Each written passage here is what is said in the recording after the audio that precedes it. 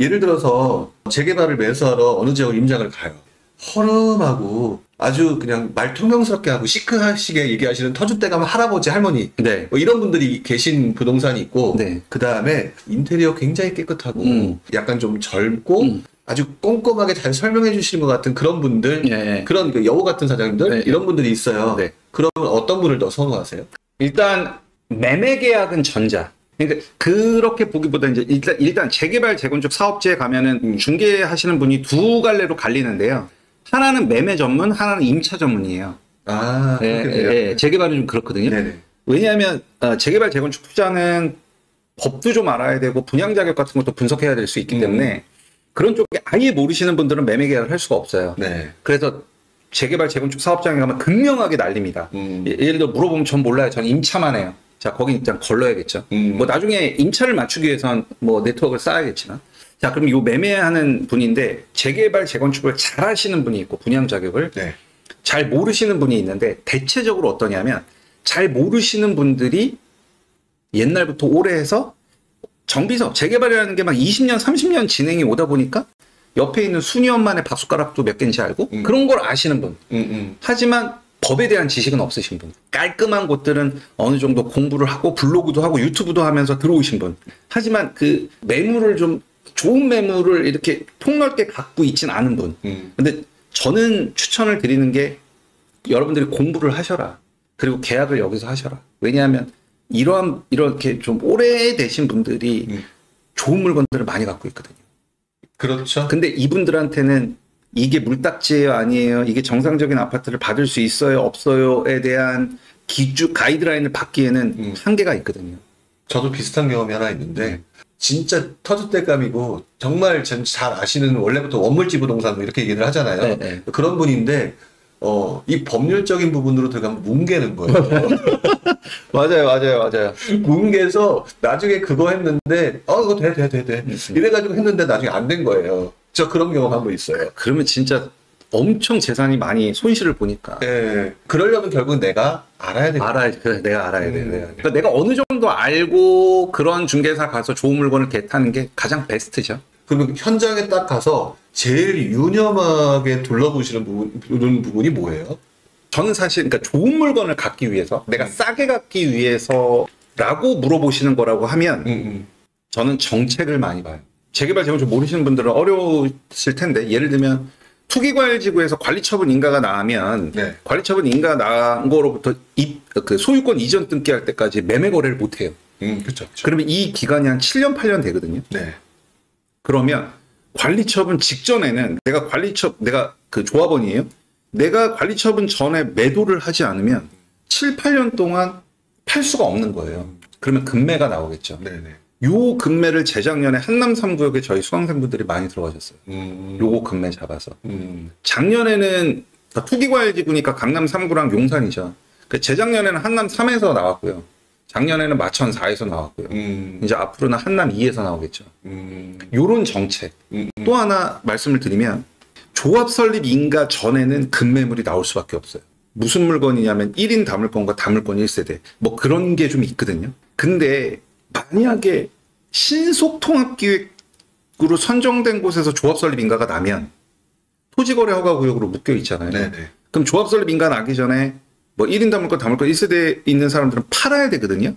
근데 토지거래 허가구역으로 묶여 있으면 팔기가 힘들겠죠. 그럼 가격을 많이 낮춰야겠죠.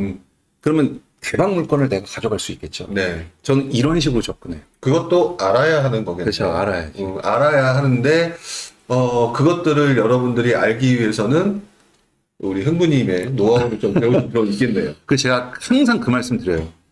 아는 만큼 보이고 보이는 만큼 수익을 얻는다.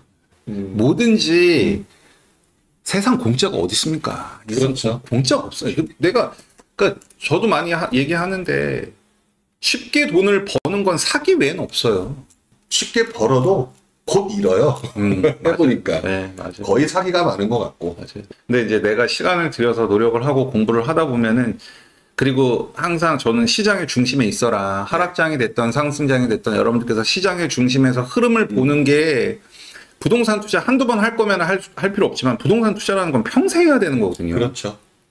평생 하면서 내 집 더 좋은 걸로 업그레이드 해가고 내 자녀들 집 해주고 이건 평생 해야 될 일이에요. 내가 밥을 평생 먹듯이 부동산 투자는 평생 해야 될 일인데 항상 시장의 중심에 머무르면서 하락장이면 거기서 또 그 나름대로의 공부를 하고 그렇죠. 상승장이면 또 그 나름대로 거기서 공부를 하고 특히 재개발 재건축은 단기적인 시점보다는 조금 중장기적인 시점이었기 때문에 그 사이클을 다 겪으면 되게 큰 도움이 되거든요.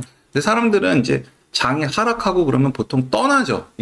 맞아요. 그게 많이 안타깝죠, 저는. 그러니까 저도 그게 지금 안타까워요. 갑자기 이제 제 진행자 질문하다가 말고 저도 막 동감을 그러는데 지금 이 시간에도 아마 돈 벌 데가 없으니까 에이 이것도 아닌가 보다 라고 해서 지금 떠나신 분이 되게 많거든요. 네. 이때 공부하셔야 돼요. 맞아요. 전 그러니까 제 사례를 말씀드리면 뭐 아시는 분들은 아시겠지만 제가 2009년도에 재건축 아파트를 샀단 말이에요. 네, 맞아요. 완전 최꼭지였거든요.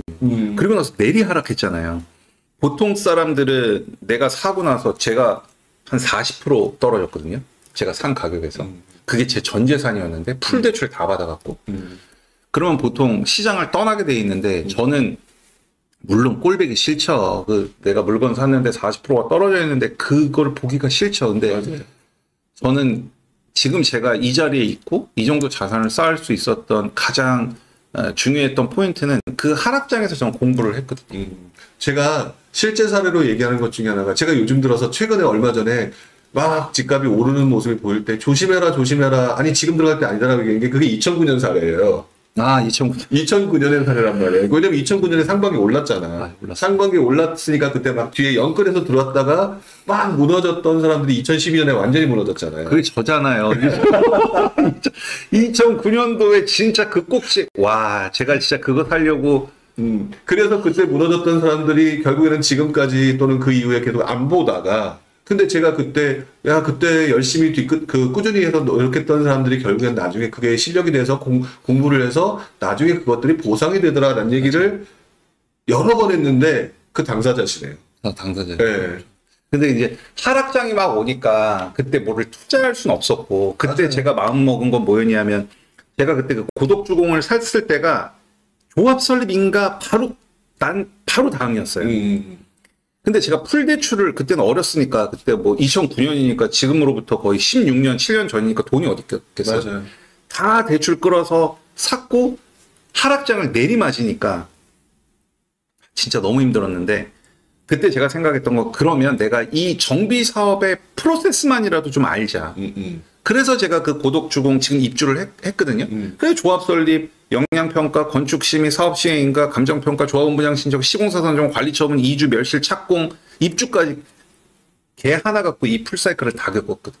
그러니까 중간중간에 어떤 일들이 물론 이거 말고도 물건이 여러 개 있긴 하지만 그러니까는 상승장에서는 조합원들이 어떻게 대응하고 하락장에서는 조합원들이 어떻게 분열이 나오고 그런 것들을 다 경험하다 보니까 몸으로 익혔네요. 몸으로 익혔어요. 네.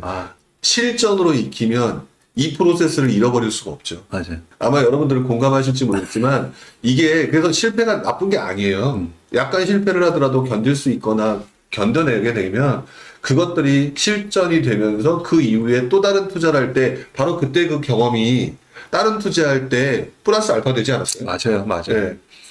저희 수강생들이 분들 중에 저한테 이런 얘기 하시는 분 계세요. 흥부님은 지방 안 보고 맨날 서울 B급지 이상만 보라매요. 흥부님은 왜 서울 B급지, 그러니까 이제 다양하게 얘기를 해주지 않는다는 어떤 좀 투덜거림? 근데 제가 몰라서 그런 게 아니라 아까 제가 처음 말씀드렸다시피 비례율 마이너스 75%잖아요. 그런 투자를 하고 그런 걸 겪고 왜 그랬는지, 왜 이 투자에서 내가 뭘 간과했는지를 보면 앞으로의 투자 방향성이 보이는 거죠. 그래서 저는 지금 여러분들은 서울의 B급지 이상의 극초기 재개발 신속통합기획 또는 서울의 입주권, 이게 지금 가장 합리적이고 가장 대응이 가능한 투자라고 저는 보고 있어요. 타이밍은 안 좋지만 입지가 나중에 그것들을 최악의 공격도 탈 수 있게 만드니까. 맞아요. 그러니까 해지 또는 엑시트 전략이 가능한. 맞아요. 흔히 말하는 무너지지 않는 투자를 할 수 있으니까. 네네.